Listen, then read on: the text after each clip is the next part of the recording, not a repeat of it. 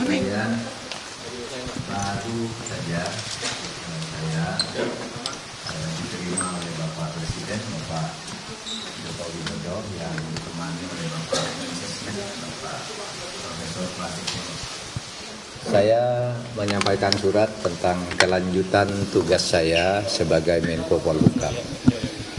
Saya menyampaikan intinya saya mengajukan permohonan untuk berhenti dan isi surat itu singkat, hanya berisi 3 hal. Pertama, saya menyampaikan terima kasih kepada Presiden Republik Indonesia Bapak Joko Widodo yang pada tanggal 23 Oktober tahun 2019 mengangkat saya, melantik saya sebagai Menko Polhukam dan menyerahkan SK pengangkatannya dengan penuh penghormatan kepada saya dan penghormatan saya kepada beliau pada saat itu. Sehingga saya secara resmi dan dengan penuh hormat juga hari ini menyatakan surat untuk menyatakan minta atau mohon berhenti dengan sebuah surat itu. Nah, lalu isi yang kedua surat itu, substansi surat itu adalah permohonan berhenti. Lalu yang ketiga, saya mohon maaf kepada beliau kalau memang ada masalah-masalah yang kurang saya laksanakan dengan baik. Alhamdulillah Bapak Presiden sama dengan saya, kita bicara dari hati ke hati dan penuh kekeluargaan dan sama-sama tersenyum. Tidak ada ketegangan apapun. Kita tersenyum, bergembira, bercerita masa lalu gitu. Ketika kita mulai bekerja, bahkan Pak Presiden mengatakan Pak Mahfud ini adalah Menko Polhukam terlama dalam sepanjang pemerintahan Pak Jokowi. Karena dulu Pak Tejo tidak sampai setahun, Pak Luhut setahun 4 bulan kalau tidak salah, lalu Pak Wiranto 3 tahun setengah gitu, lewat 2 bulan. Saya hampir 4 tahun setengah. Hanya karena perkembangan politik memang saya harus fokus ke tugas lain sehingga saya mohon berhenti. Itu saja isinya, tidak ada yang lain. Pertemuan memang ya agak lama, lebih dari 10 menit karena memang banyak guraunya juga. Sebenarnya kalau isi suratnya sendiri selesai dalam waktu pendek. Kami tadi banyak bergurau dan bicara bahwa negara ini harus dibangun ke depan sesuai dengan tujuan negara kita, dan kita tidak mungkin sempurna, tidak mungkin bisa menyelesaikan semuanya dalam waktu yang pendek, dan tidak mungkin tahu semuanya tentang masalah yang kita hadapi. Sehingga kita harus bekerja sungguh-sungguh. Itu saja ya, tidak ada pertanyaan. Terima kasih. Apa? Kenapa? Loh ya itu tadi Pak Jokowi mengatakan, ya itu, terima kasih juga. Terima kasih sudah membantu 4 tahun dan dengan baik, tidak ada masalah.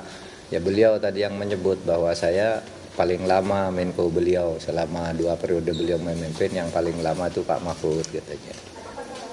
Hah?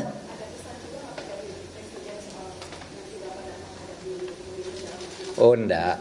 Itu kan pesannya sudah umum ya, sudah ada di konstitusi, ada di undang-undang, enggak ada pesan lain. Wah, enggak lah.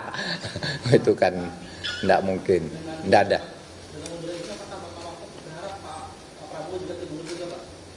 Enggak, saya tidak, kalau saya sendiri tidak akan mengkaitkan dengan orang lain. Ini saya saja.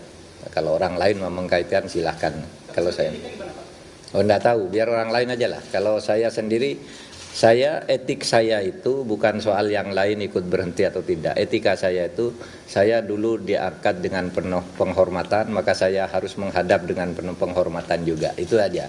Kalau etika saya, yang lain-lain itu saya enggak ikut urusan menteri lain. Terlepas dari hubungan baik Bapak dengan Pak Jokowi, dan tadi obrolan ini berlangsung itu kan berlangsung di saat pemilu Pak. Iya. Kemarin ada pandangan bahwa Bapak cukup dengan ada menteri-menteri yang terapkan untuk Prabowo Gibran, itu Enggak, tadi enggak bicara itu.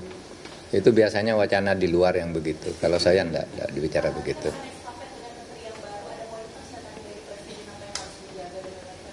Enggak, karena tugasnya sudah rutin, cuma tugas yang masih menggantung di tengah saya yang masih dilanjutkan karena tugas resmi dari Presiden. Satu soal BLBI, kita yang dulu hampir kehilangan uang lebih dari 111 triliun, sekarang kita sudah berhasil menghimpun, mengkolek 35 triliun,8. Selama 1,5 tahun kami mengejar itu dan sisanya sudah kami petakan ini harus ditagih lebih lanjut gitu. Lalu yang kedua, penyelesaian pelanggaran HAM berat, saya katakan untuk penyelesaian dari sudut korbannya itu terus berjalan sesuai dengan Inpres dan itu mendapat pujian resmi dari PBB. Pidato Dewan HAM PBB di Jenewa itu memberi penghargaan karena telah melakukan langkah-langkah lebih dulu dari langkah hukum yang masih rumit dan akan terus dikerjakan. Itu saya katakan itu masih terus berjalan. Lalu yang ketiga, undang-undang MK yang sekarang memang di tangan saya tahan dulu pada waktu itu dan saya sudah lapor Presiden dulu maupun tadi ini ditahan dulu karena tidak bagus ada aturan peralihan yang seperti itu. Tapi apapun nanti terserah pada pemerintah. Itu aja tadi. Iya sampai ada kepres. Enggak kan sampai ada kepres dong. Kalau belum ada kepresnya terus saya pergi kan colong pelayu.